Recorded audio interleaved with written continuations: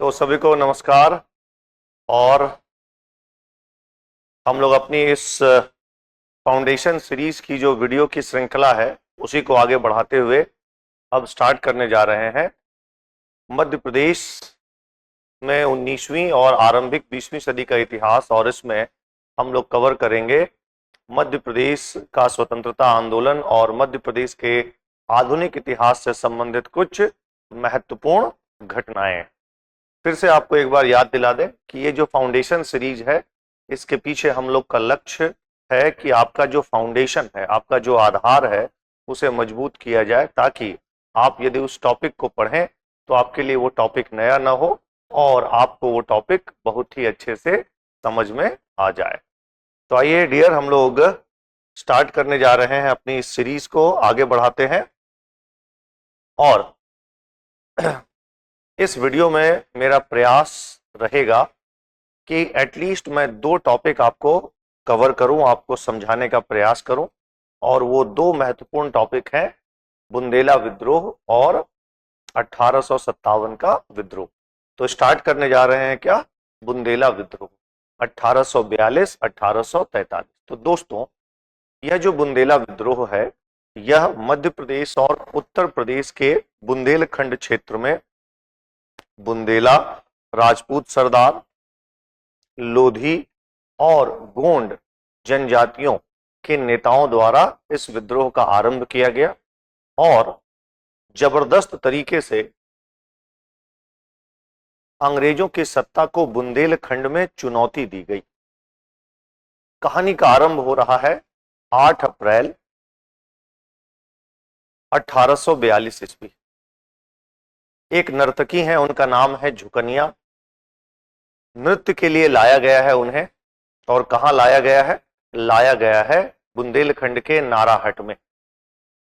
और अभी नृत्य कार्यक्रम आरंभ भी नहीं होने वाला है कि तभी समीप के पुलिस स्टेशन से एक हवलदार आते हैं और ये झुकनिया को उठा के लेके चले जाते हैं। ऐसे में 2 बुंदेला सरदार हैं, मधुकर शाह और गणेश जू, दोनों भाई हैं। और इनके पिता का नाम है राव विजय बहादुर। इनके पिता के साथ अंग्रेजों ने भेदभाव किया, शोषण किया, इनके घर में कोर्ट का नोटिस चिपका दिया, इनको जेल में डाला, इन पर जुर्माना डाला। लेकिन अब ये जो नृत्य कार्यक्रम आयोजन किया जा रहा था और ठीक इसी समय आयोजन के पहले उस हवलदार ने झुकनिया नामक नर्तकी को वो उठा के ले गया। तो इससे मधुकर शाह और गणेश जू को गुस्सा आया और उन लोगों ने विद्रोह कर दिया। क्या केवल यही विद्रोह का कारण है? ये तो एक छोटा सा अंश मात्र कारण आप कह सकते हैं। इस विद्रोह के जो मूलभूत कारण पिछले 15, 20, 30, 40 सालों के ब्रिटिश शोषण में छिपा हुआ है। तो आइए हम लोग उन कारणों को थोड़ा थोड़ा पहले समझते हैं और फिर समझेंगे कि कैसे इस विद्रोह का प्रसार हुआ और क्या इसका परिणाम हुआ। तो यहाँ आपके पास कारणों का एक लिस्ट दिया गया है। इसमें पहला है उच्च भू राजस्व।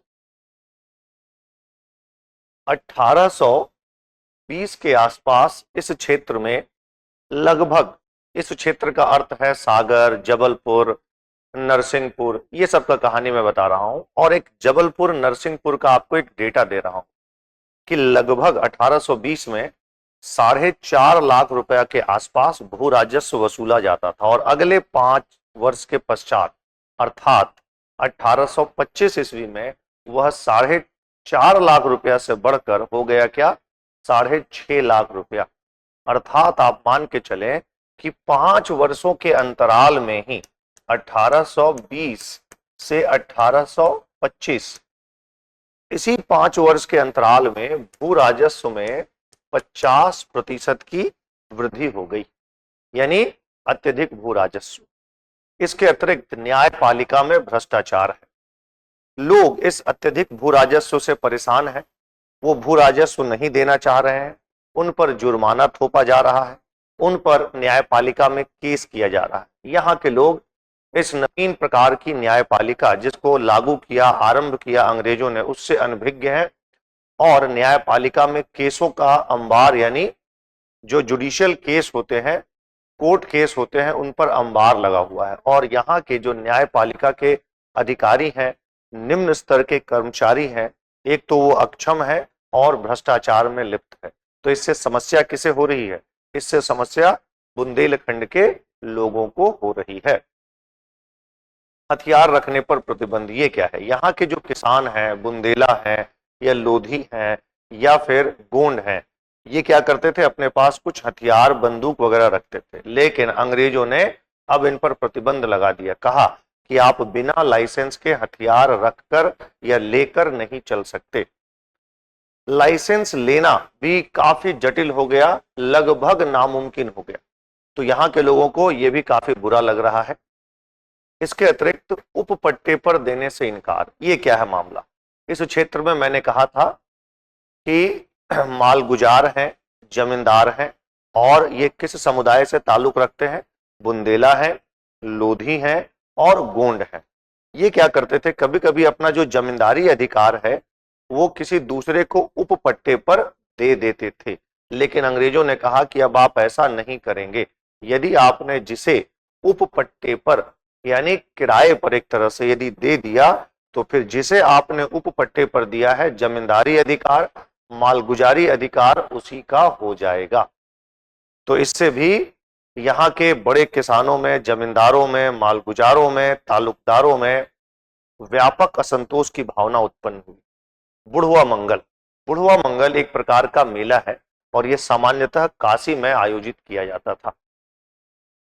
1835 ईस्वी में काशी में इस बुढ़वा मंगल मेले का आयोजन किया गया और यहाँ पर आसपास के राजा पहुंचे। इसमें बुंदेलखंड के भी राजा थे। इन लोगों ने आपस में विचार विमर्श किया और उन्हें पता चला कि अंग्रेज भारत के विभिन्न हिस्सों में लोगों का शोषण कर रहे हैं। तो यहाँ पर ब्रिटिश विरोधी भावनाएं तीव्र हो गई।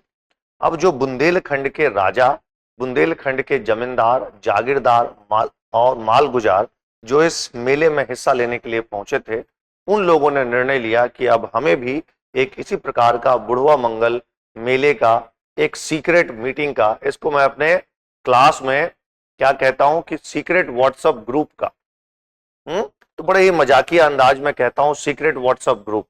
तो एक इस तरह का मेला जैसा कहां आयोजित किया गया था? काशी में। ऐसा ही बुंदेलखंड के मालगुजारों, जमींदारों ने सोचा कि हमें भी अपने क्षेत्र में कुछ इसी प्रकार का मेले का आयोजन करना है ताकि अंग्रेजों के विरोध के लिए, अंग्रेजी शासन को समाप्त करने के लिए कोई योजना बनाई जाए। तो 1836 ईस्वी में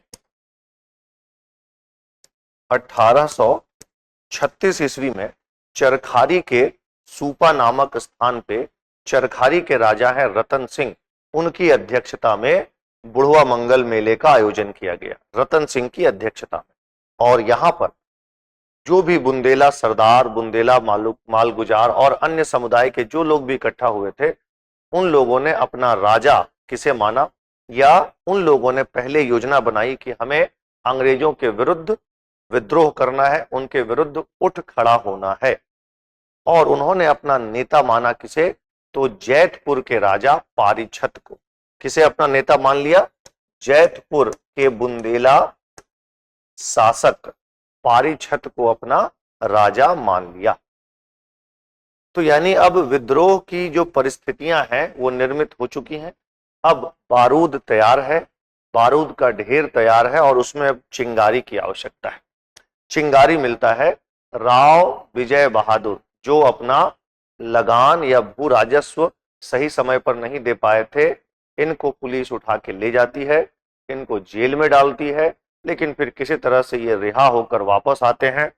अब इन्हें अपनी पुत्री का विवाह भी करना है और होली का आयोजन होने वाला है। और इसी समय एक इन्होंने नृत्य कार्यक्रम का आयोजन किया। और किसे लाया गया? तो एक प्रसिद्ध नर्तकी है, उसका नाम है झुकनिया, उसे लाया गया और नृत्य कार्यक्रम आयोजन होने ही वाला था, आरंभ होने ही वाला था। और तब तक पास के थाने से कोई हवलदार आते हैं और झुकनिया को उठा के लेकर चले जाते। तो ये था विद्रोह का तात्कालिक कारण।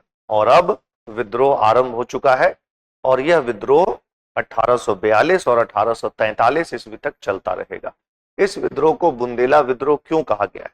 ध्यान देना है कि इसमें बड़ी संख्या में बुंदेला मालगुजारों ने, तालुकदारों ने, जमींदारों ने हिस्सा लिया, लेकिन इसका अर्थ यह नहीं है कि केवल और केवल बुंदेला राजपूत ही इस विद्रोह में हिस्सा ले रहे हैं। इस विद्रोह में हिस्सा लेने वाले लोधी ठाकुर भी हैं और गोंड ठाकुर भी हैं, लेकिन इस विद्रोह का जो मुख्य केंद्र है वो कहाँ है? बुंदेलखंड का क्षेत्र, इसलिए इसे क्या कहा गया?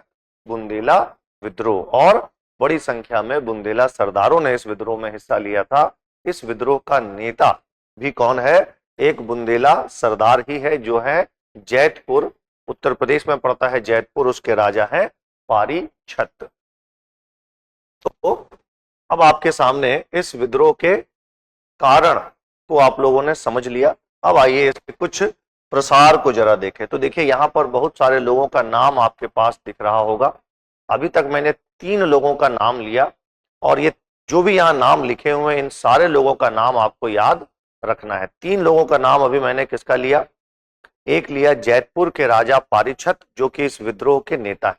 लेकिन यदि हम लोग मध्य प्रदेश के बुंदेलखंड क्षेत्र में विद्रोह का नेता आपको मानना हो तो किसे मानेंगे? मधुकर शाह और उनके भाई गणेश जू को। और ये कहाँ के हैं? नाराहट के हैं। इसके बाद गुढ़ा के ठाकुर हैं विक्रमजीत सिंह। इसके अलावा हीरापुर के हैं हृदय सिंह लोधी। और हीरापुर कहाँ पड़ता है? उस समय के जबलपुर में पड़ता था, आज के नरसिंहपुर में पड़ रहा है। फिर मदनपुर के हैं ढिल्लन सिंह गोंड। ये कौन है? गोंड है। तो गुढ़ा के विक्रमजीत सिंह, जैतपुर के पारीछत, चंद्रपुर वाले बुंदेला सरदार चंद्रपुर, यह भी सागर जिले में पड़ता है, और यहाँ के जो लीडर हैं उनका नाम है जवाहिर सिंह। तो ये सारे लीडर्स का नाम आपको याद रखना ही रखना है। क्लियर? तो विद्रोह आरंभ हो चुका है, विद्रोह के नेता कौन है ये भी आपको पता चल चुका है।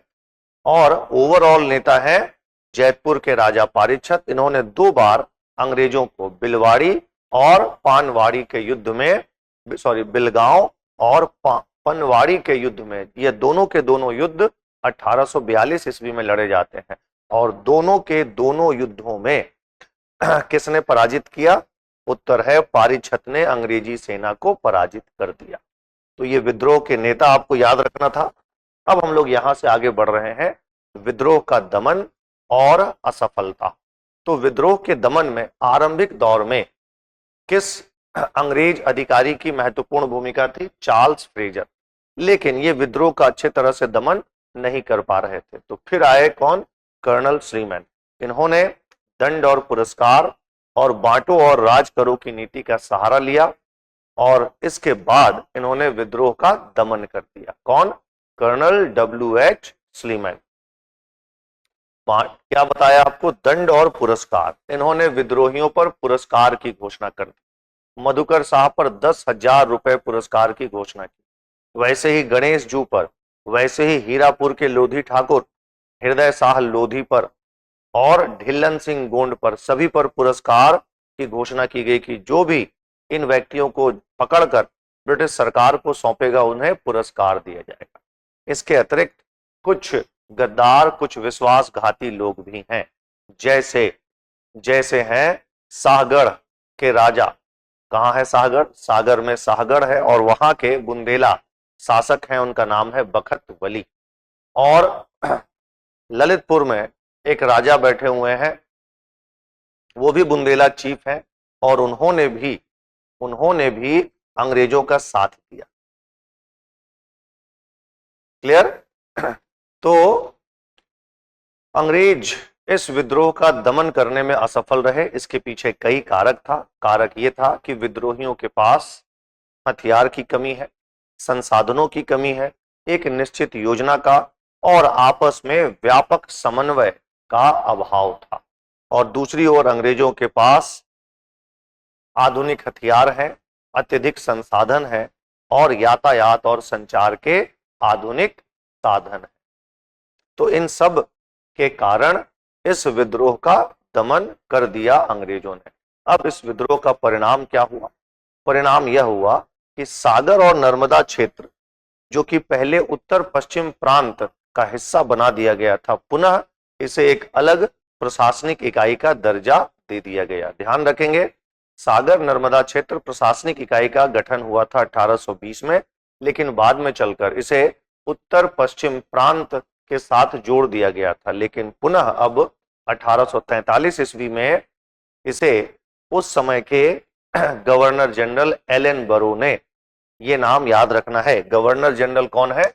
गवर्नर जनरल है एलन बरो। तो गवर्नर जनरल एलन बरो ने पुनः क्या किया, इसे उत्तर पश्चिम प्रांत से हटा दिया और इसे एक पृथक प्रशासनिक इकाई का दर्जा दिया गया। और इस पृथक प्रशासनिक इकाई के प्रमुख कौन बनते हैं?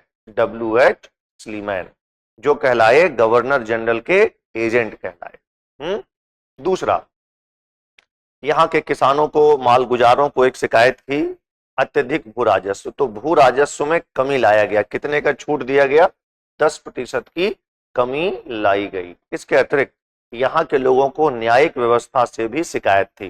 तो न्यायिक व्यवस्था में क्या किया? न्यायिक व्यवस्था में तीव्रता लाने के लिए एक नवीन न्यायिक अधिकारी, जिसे कहा गया सिविल और सत्र न्यायाधीश, की नियुक्ति की गई और इसके अंदर तहसीलदार इत्यादि को रखा गया और उनके अधिकारों को स्पष्ट रूप से परिभाषित किया गया।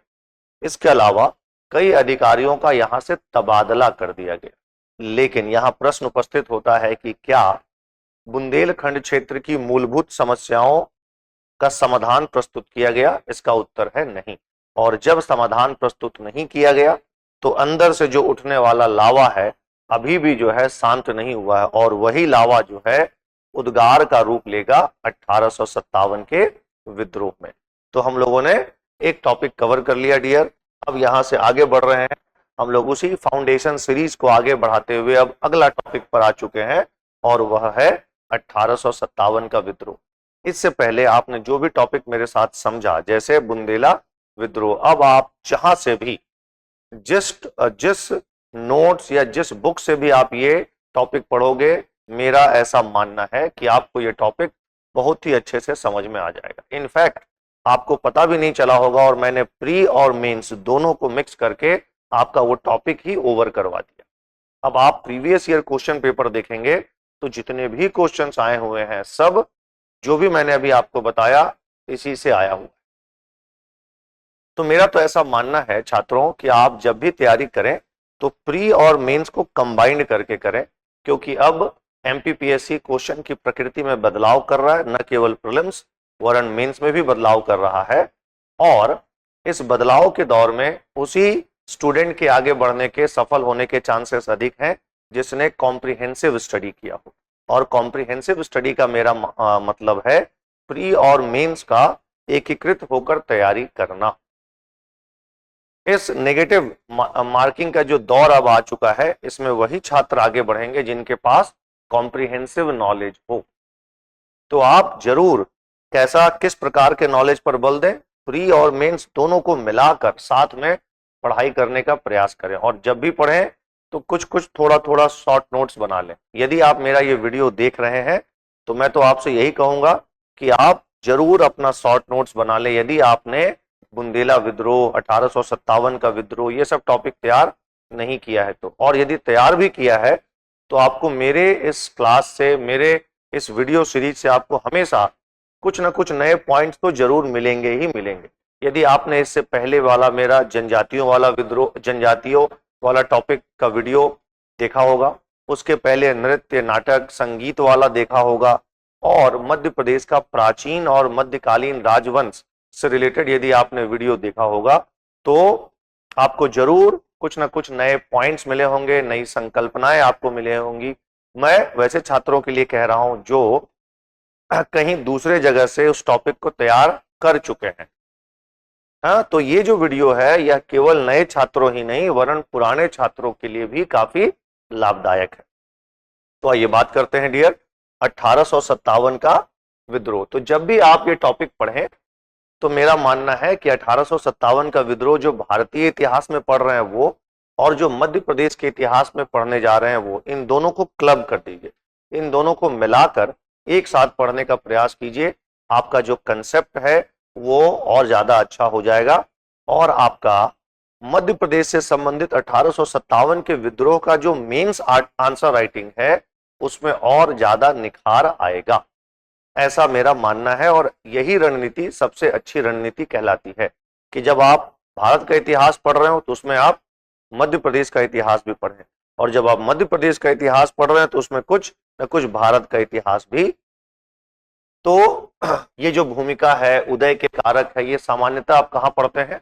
ये आप पढ़ते हैं भारत के इतिहास में। कि आप वहां बताएंगे कि मंगल पांडे ने कैसे बैरकपुर में विद्रोह किया, न्यू एनफील्ड राइफल या चर्बी वाला कारतूस के विरोध स्वरूप, फिर कैसे उसे पकड़ लिया गया और कैसे उसे बैरकपुर में फांसी दे दी जाती है।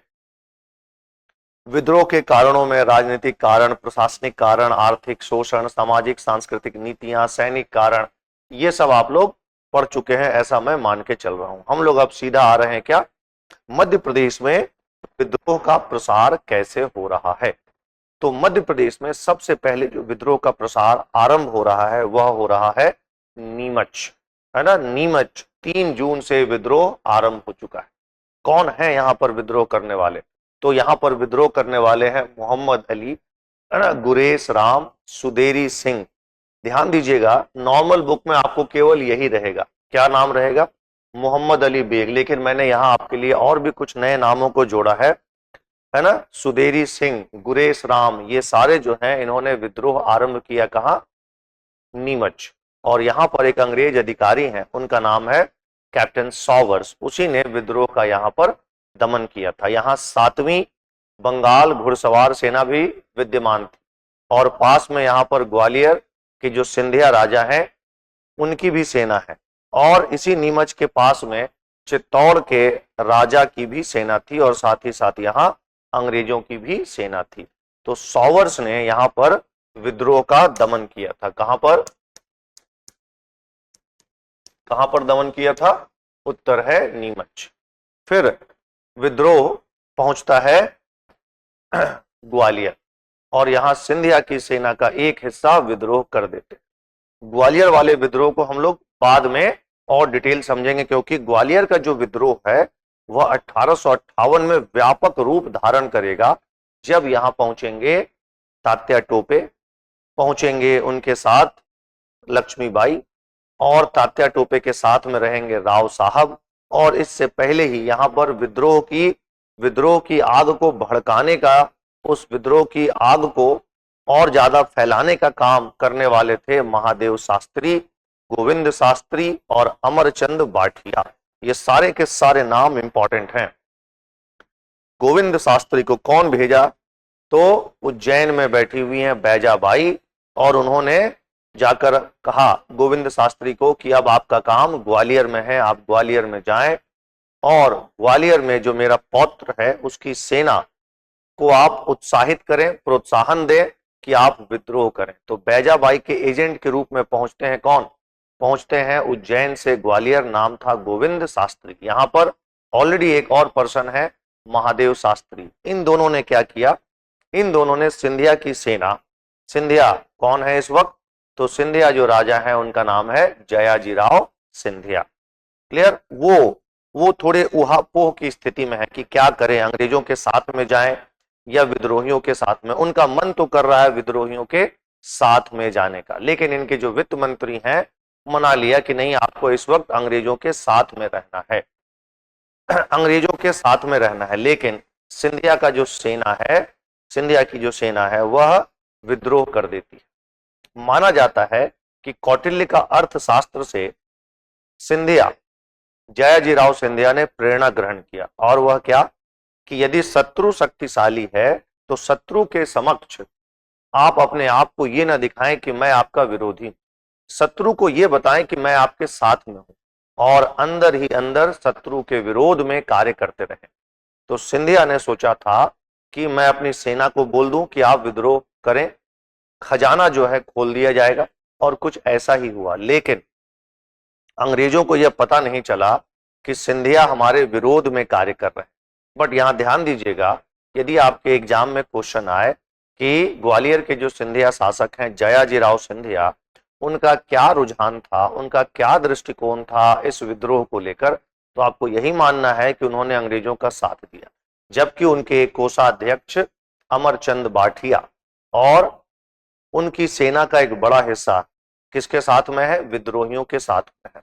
और फिर बाद में 1858 में यहाँ कौन आने वाले हैं, तो यहाँ आने वाले हैं तात्या टोपे, उनके साथ में राव साहब, और फिर पहुंचने वाली हैं लक्ष्मीबाई। और इन लोगों ने यहाँ विद्रोह किया था, लेकिन अंततः इनके विद्रोह का यहाँ दमन हो जाता है। और यहीं यहीं 1858 ईस्वी में ग्वालियर में युद्ध भूमि में लड़ते लड़ते वीरांगना लक्ष्मीबाई शहीद हो जाती है। तो बात करेंगे 1 जुलाई।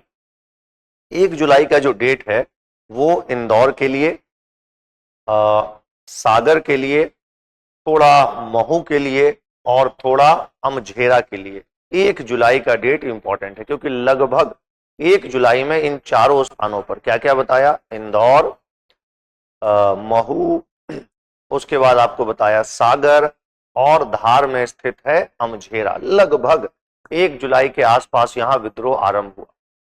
1 जुलाई का जो डेट है इसको लेकर इंदौर के संदर्भ में और इसको लेकर सागर के संदर्भ में तो कोई डाउट ही नहीं है। तो 1 जुलाई 1857 को विद्रोह आरंभ हो चुका है, कहां पर, इंदौर में। और इंदौर किसकी रियासत है, होलकर। तो क्या होलकर जो राजा हैं वो तुकोजीराव होलकर, क्या वो विद्रोहियों के साथ में है, उत्तर है नहीं, वे अंग्रेजों के साथ में है। लेकिन उनकी सेना के कुछ लोग विद्रोह में हिस्सा ले रहे हैं और नेतृत्व कौन कर रहे हैं, सादत खां। और उनके साथ में कौन है, उनके साथ में है वंश गोपाल, और कौन है, भगीरथ सिलावट। तो इंदौर में विद्रोह करने वाले लोगों का नाम आपको पता चल गया। अब 1 से 3 जुलाई के मध्य महू में विद्रोह आरंभ हो जाता है। महू में क्या है, अंग्रेजों का कैंटोनमेंट एरिया है, अंग्रेजों की सैनिक छावनी है, और यहां पर विद्रोह कर दिया। और विद्रोह करने वाले जो नेता हैं उनका नाम था मुराद अली। संदेश आया कहां से, इंदौर से। एक संदेश भेज दिया गया था कि यदि इंदौर से तोप का गोला चलता है, फायरिंग होती है, तो आप समझ जाएंगे कि विद्रोह का आरंभ हुआ। और जैसे ही तोप चलाया किसने, सादत खान ने, तो लोगों को समझ में आ गया कि अब विद्रोह करना है। तो यहां पर नेता कौन हो गए, मुराद अली। क्लियर है। फिर आइए सागर। मैंने कहा था कि 1 जुलाई 1857 को सागर, बुंदेलखंड के सागर में विद्रोह आरंभ होता है। और कौन करने वाले हैं, तो यहाँ 42वीं रेजिमेंट है अंग्रेजों की, और 42वीं रेजिमेंट में काम करने वाले हैं शेख रमजान और दुलमिर खान। इन लोगों ने विद्रोह कर दिया। सागर के शाहगढ़ क्षेत्र के राजा हैं कौन, बखतवली। तो बाद में पूरे इस सागर क्षेत्र में विद्रोह का नेतृत्व कौन करने वाले हैं, बखतवली। और उनका साथ देने कौन आ रहे हैं, तो ललितपुर के राजा मर्दन सिंह आने वाले हैं। और बखतवली के सेनापति हैं, उनका नाम है बोधन दउआ, जिन्हें बुंदेलखंड का तात्या टोपे कहा है। इन्होंने गौर झामर इत्यादि क्षेत्रों को जीत लिया था, गढ़ा कोटा को जीत लिया था। कौन, बुंदेलखंड के तात्या टोपे कहलाने वाले बोधन दउआ। और वो किनके सेनापति हैं, बखतवली के सेनापति। Clear dear. चलिए अब हम लोग बात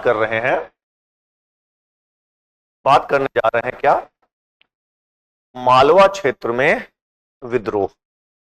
तो मालवा क्षेत्र में अभी आपने इंदौर देखा और महू देखा। अब हम लोग बात कर रहे हैं धार में अमझेरा, भोपावर और सरदारपुरा। और यहां विद्रोह कौन करने जा रहे हैं, तो यहां विद्रोह करने जा रहे हैं अमझेरा के प्रमुख, नाम है उनका बख्तावर सिंह। अंग्रेजों से नाराज तो है ही है, और नाराजगी की एक बड़ी वजह यह है कि बख्तावर सिंह को एक निश्चित धनराशि ग्वालियर के सिंधिया राजा को टाका के रूप में देना पड़ता था, और ये वो देना नहीं चाहते थे। तभी क्या किया, अंग्रेजों ने इस सरदारपुरा में भील पलटन का गठन कर दिया और कहा कि इस भील पलटन के रख रखाव का खर्चा भी अब आप ही को उठाना है। तो बख्तावर सिंह इससे नाराज हो गए और अंततः मौका मिलते ही विद्रोह कर दिया। और विद्रोह का आरंभ जुलाई में हुआ और यहां पर अंग्रेजी सैन्य अधिकारी हचिंसन को पराजित कर दिया। अब हम लोग पहुंच चुके हैं 6 अगस्त 1857 भोपाल रियासत, और भोपाल रियासत की इस समय नवाब हैं। हालांकि नवाब ऑन पेपर तो शाहजहां बेगम है, लेकिन वह अभी अल्पवयस्क है, इसलिए उनके स्थान पर सारा निर्णय कौन ले रहा है, तो उनकी माता सिकंदर जहां बेगम।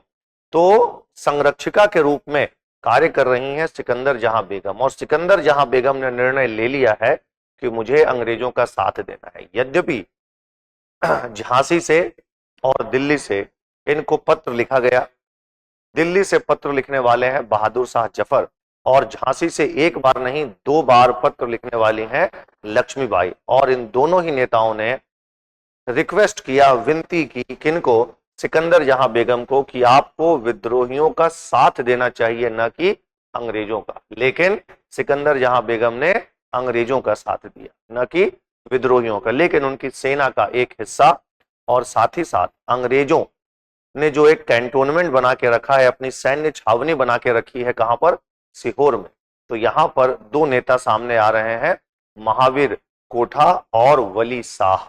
इन दोनों ने विद्रोह कर दिया, और यहां इन्होंने एक एक सरकार की भी स्थापना की, अपनी एक सरकार बनाई जिसे सिपाही बहादुर की सरकार कहते हैं। अब मैं आपसे एक प्रश्न पूछ रहा हूं, ये वैसे छात्रों से प्रश्न है कि जिन्होंने 1857 के विद्रोह को अच्छे से पढ़ा है और समझा है। प्रश्न ये है कि आप मुझे बताएं कि कहां पर मुक्ति फौज की स्थापना की गई थी 1857 के विद्रोह के समय में। ठीक है, चलिए। तो महावीर कोठा और वली शाह विद्रोही हो चुके हैं। कहां पर विद्रोही हो चुके हैं? सीहोर में। और इन्होंने एक अपनी सरकार बनाई, अंतरिम सरकार बनाई, जिसे क्या कहा गया? जिसे कहा गया सिपाही बहादुर की सरकार। क्या कहा गया इसे? सिपाही बहादुर, सिपाही बहादुर की सरकार।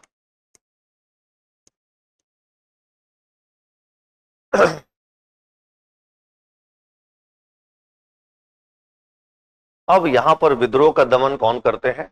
तो 1857 के अंत में महू में सेंट्रल इंडियन आर्मी का गठन होता है। किसके नेतृत्व में? ह्यूरोज के नेतृत्व में गठन होता है, और ह्यूरोज यहां पहुंचते हैं जनवरी 1858 में, विद्रोह का दमन किया। 14 जनवरी 1858 को 300 से अधिक लोगों को या तो फांसी दे दी गई, या तोप के मुंह में या तोप के गोले से उड़ा दिया गया। कहां पर? सीहोर में। और ऐसा करने वाले कौन है? ह्यूरोज। आगे बढ़ते हैं। अभी भी हैं हम लोग कहां? मालवांचल में। और मालवांचल के मंदसौर और उज्जैन के खाचरौद में कौन विद्रोह कर रहे हैं? तो मुगलों के वंशज हैं, जिनका वास्तविक नाम हुमायूं है, लेकिन अब लोग उन्हें शहजादा फिरोज के नाम से जानते हैं। तो इन्होंने विद्रोह किया। इन्होंने लगभग 20,000 की एक सेना बनाई थी, जिसमें बड़ी संख्या में अफगानों ने भी हिस्सा लिया था। बट अंततः इनके विद्रोह का दमन हो जाता है। इसी मालवांचल का यदि हम लोग बात करें तो एक और नेता आ रहे हैं, भभूत सिंह, जो कि संभवतः या तो गोंड है या तो कोरकू है। यद्यपि भभूत सिंह की पूजा कौन करता है? कोरकू आदिवासी समुदाय के लोग करते हैं। वो मानते हैं कि भभूत सिंह हमारे नेता थे, लेकिन एमपीपीएससी ने एक क्वेश्चन पूछा, और उस क्वेश्चन में माना है एमपीपीएससी ने कि भभूत सिंह जो है वह गोंड थे, और इन्हें सतपुड़ा का शिवाजी कहा जाता है। तो पचमढ़ी वाले क्षेत्र में, पचमढ़ी के हर्रा कोट क्षेत्र के ये जमींदार हैं, और इन्होंने अंग्रेजों के विरुद्ध विद्रोह किया। देनवा घाटी में, पचमढ़ी के देनवा घाटी में जबरदस्त तरीके से ये फाइट करते हैं। इस क्षेत्र में तात्या टोपे आते हैं, और तात्या टोपे को बैतुल तक पहुंचाने का जिम्मा किनको मिला था? भभूत सिंह को मिला था। और भभूत सिंह ने गुफाओं, जंगलों के सहारे रास्ते तात्या टोपे को कहां पहुंचा दिया? बैतुल पहुंचाया। और फिर वहां से तात्या टोपे कहां पहुंचते हैं? खंडवा, बड़वानी, और वहां किससे मिलेंगे? भीमा नायक और खाजिया नायक से मिलेंगे। तो भभूत सिंह कहां विद्रोह कर रहे हैं? पचमढ़ी क्षेत्र में, देनवा घाटी। और कहां के जमींदार थे? हर्रा कोट के जमींदार थे। आगे बढ़ते हैं। हम लोगों ने कहां कवर कर लिया डियर? हम लोगों ने कवर कर लिया मालवांचल। अब बुंदेलखंड, तो बुंदेलखंड में सागर क्षेत्र में किसने विद्रोह किया? तो ये आपको मैंने बता ही दिया था। 1 जुलाई सागर मुख्यालय में, जिला मुख्यालय में विद्रोह करने वाले हैं कौन? शेख रमजान और दुलमिर खान। और फिर पूरे के पूरे सागर क्षेत्र के सबसे बड़े नेता कौन बनते हैं? तो सागर के राजा, सागर के बुंदेला राजा बखतवली या बख्तवली, और उनका साथ कौन दे रहे हैं? मर्दन सिंह साथ दे रहे हैं। और कौन साथ दे रहे हैं? उनके सेनापति, बख्तवली के सेनापति नाम था बोधन दउआ। तो ये तो मैंने आपको बता दिया था। दमोह में किशोर सिंह हिंडोरिया और जोरावर सिंह, याद रखेंगे ये लोधी हैं। किशोर सिंह हिंडोरिया और जोरावर सिंह। जोरावर सिंह कौन है? इनके पुत्र हैं। तो विद्रोह में हिस्सा लिया, अंततः इनके विद्रोह का भी दमन हो गया। दतिया में दौलत सिंह, बरजोर सिंह, ये विद्रोही हैं। और छतरपुर में और जैतपुर में भी कौन है विद्रोही? देशपत बुंदेला। जैतपुर की जो रानी है रज्जो रानी, वो देशपत बुंदेला को समर्थन दे रही है। लेकिन वहीं विक्टोरिया की ओरछा कहलाने वाली लड़ई सरकार, ये अंग्रेजों का साथ दे रही है। विक्टोरिया की ओरछा कहलाने वाली लड़ई रानी या लड़ई सरकार अंग्रेजों के साथ में है, और जैतपुर की रानी रज्जो रानी देशपत बुंदेला यानी विद्रोहियों के साथ में। पहुंचते हैं अजयगढ़। कहां पर है अजयगढ़? पन्ना जिले में है। और अजयगढ़ का किला बड़ा प्रसिद्ध भी है ना। यहां पर अभी एक युद्ध भी होने वाला है। उस युद्ध को हम लोग कहते हैं भिलसाए का युद्ध। बट वो कौन करेंगे? वो करने वाले हैं सतना मनकहरी के ठाकुर हैं, राजपूत हैं, और उनका नाम था ठाकुर रणमत सिंह। बट इस क्षेत्र में विद्रोह कौन कर रहा है? तो देखिए, फरजंद अली, लोकपाल सिंह, और जनश्रुतियों में एक और नेता का नाम मिलता है जिन्हें कहा गया है लक्ष्मण सिंह दउआ। तो ये सारे आपको मैंने बताया विद्रोही। यहां पर ध्यान देंगे डियर कि यहां पर एक त्रिकोण बना हुआ है बुंदेलखंड में। दक्षिणी बुंदेलखंड में भी और उत्तरी बुंदेलखंड में एक त्रिकोण बना है। दक्षिणी बुंदेलखंड के जो त्रिकोण बनाए हैं वो कौन है? तो त्रिकोण बनाने वाले हैं लक्ष्मीबाई, बख्तवली और मर्दन सिंह। ये क्या है? इन्होंने त्रिकोण बनाया है। कहां पर? तो इसका उत्तर है आपका बुंदेलखंड। क्लियर है ना डियर? बुंदेलखंड में थोड़ा सा बस वेट करेंगे।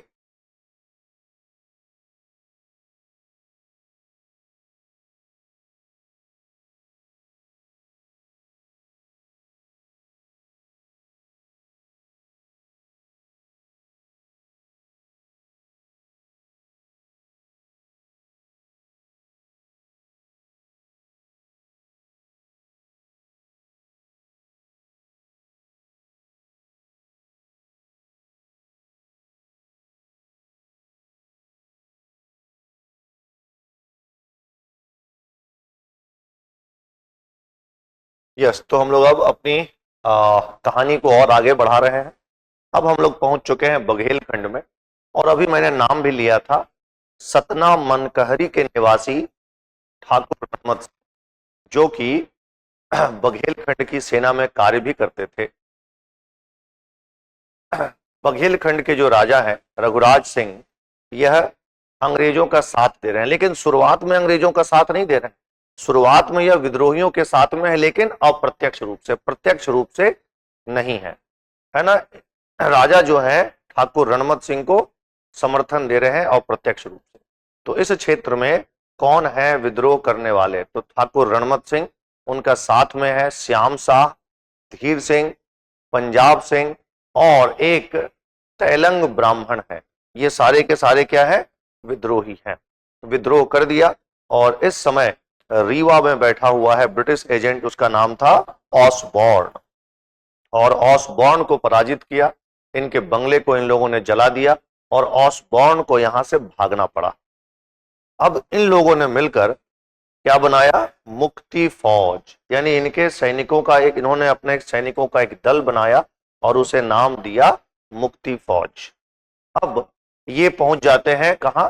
सतना की ओर पहुंचते हैं, और वहां पर आकर मेजर एलिस एलिस को पराजित कर दिया। एलिस को पराजित कर दिया। एलिस भागे भागे पहुंचते हैं अजयगढ़ के राजा के पास, लेकिन उनका पीछा छोड़ा नहीं किसने? ठाकुर रणमत सिंह ने। और अजयगढ़ के राजा के साथ इनका युद्ध हुआ और उस युद्ध का नाम था भिलसाए का युद्ध। इस युद्ध में ठाकुर रणमत सिंह ने अजयगढ़ के राजा के सेनापति को पराजित कर दिया था, लेकिन ये गंभीर रूप से घायल हो जाते हैं, इसलिए इनको यहां से युद्ध भूमि से बाहर निकलना पड़ा। इसके बाद ठाकुर रणमत सिंह पहुंचते हैं प्रयागराज, और प्रयागराज में जो ब्रिटिश कैंटोनमेंट है वहां लूटपाट किया। फिर वापस आते हैं सतना और रीवा क्षेत्र में वापस आते हैं। माना जाता है कि ठाकुर रणमत सिंह ने अपने उस समय के मध्य प्रदेश के अन्य विद्रोहियों के साथ भी संपर्क साधने का प्रयास किया था, जैसे रानी लक्ष्मीबाई के साथ, जैसे बोधन दउआ के साथ इन्होंने संपर्क साधने का प्रयास किया था। केवटी का भी युद्ध होता है, तो कई सारे युद्ध होते हैं, बट अंततः इनको पकड़ लिया जाता है और 1859 ईस्वी में इन्हें फांसी दे दी जाती है। अब यहां से हम लोग पहुंच चुके हैं अगला जबलपुर और मंडला वाले क्षेत्र में, और यहां कौन है? तो यहां पर है गोंड शासक हैं। अब वैसे है पेंशन याफ्ता है और उनका नाम है शंकर शाह और रघुनाथ शाह। तो शंकर शाह के बेटे हैं कुंवर रघुनाथ शाह।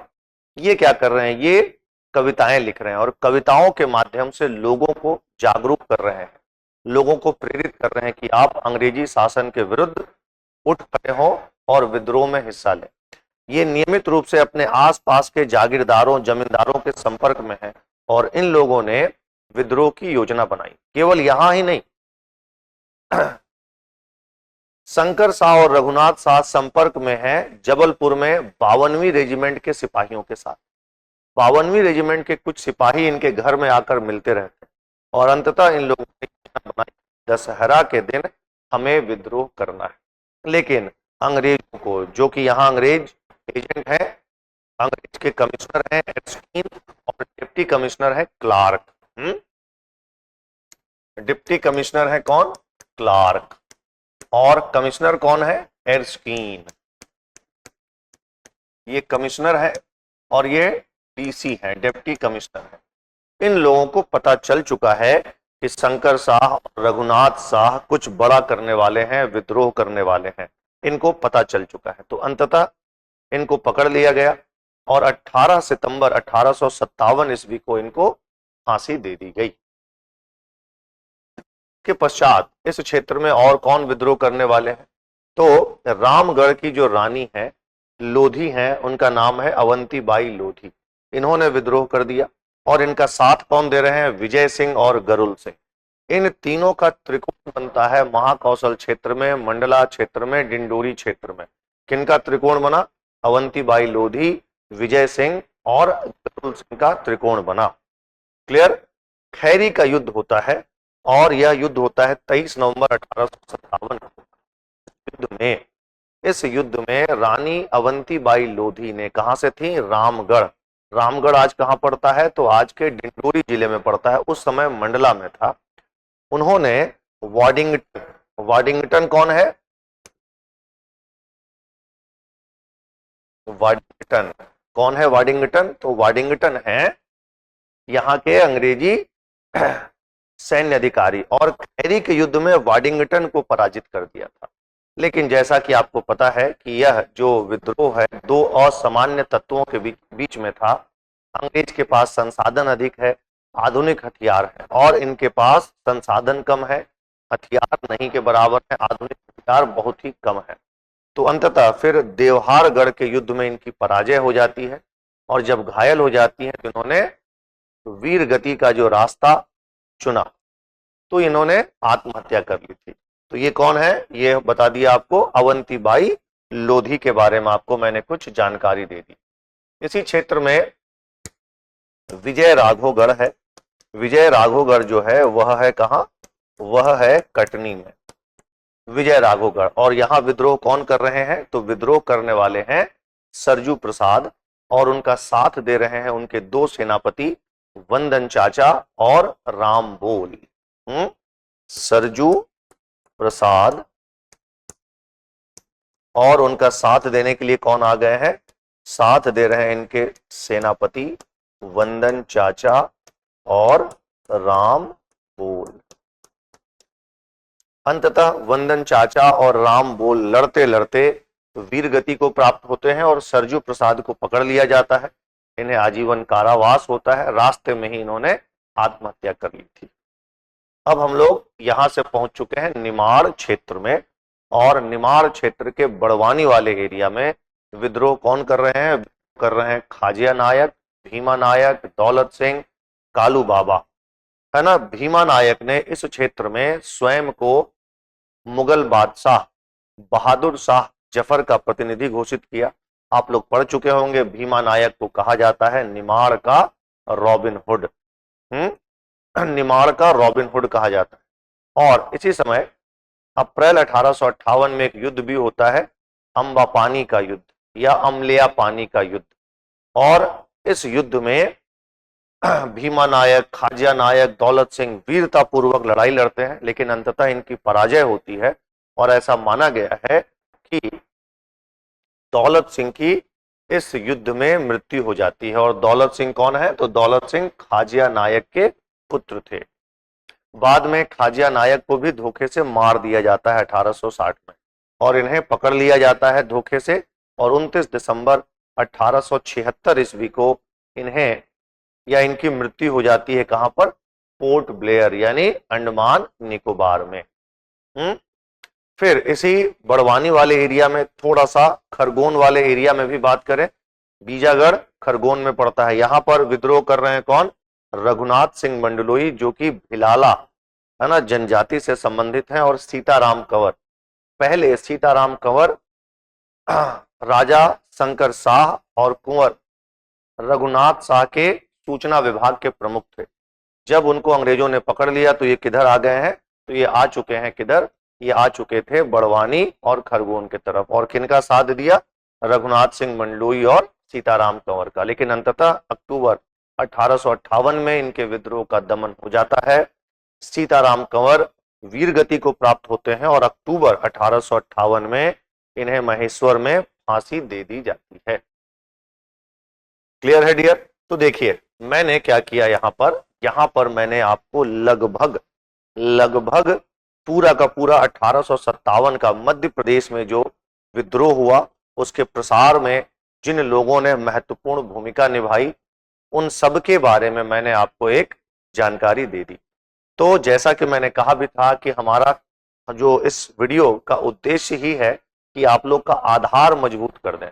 तो अब जो भी छात्र इस वीडियो को देखा होगा या देख रहा होगा उसको अब ये एहसास हो ही रहा होगा कि यस, हमारा एक आधार जो है इस विद्रोह को लेकर, आधार तो हमारा तैयार हो गया।